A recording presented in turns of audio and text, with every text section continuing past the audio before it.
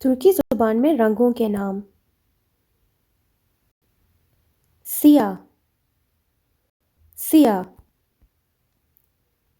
बेयाज, बेयाज, kırmızı, kırmızı, mavi, mavi, yeşil, yeşil, sarı, sarı, turuncu, turuncu, pembe, pembe, mor, mor,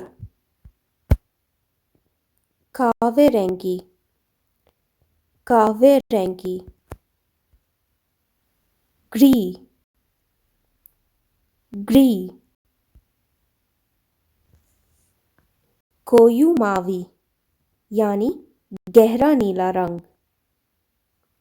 açık mavi यानी हल्का नीला रंग, कोयू मोर यानी गहरा जामुनी रंग, açık मोर यानी हल्का जामुनी रंग।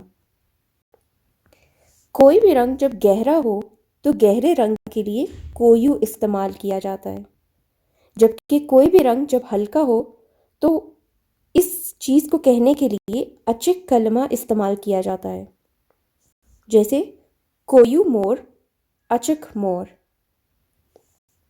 इसी तरह koyu turuncu, açık turuncu, koyu kırmızı, açık kırmızı।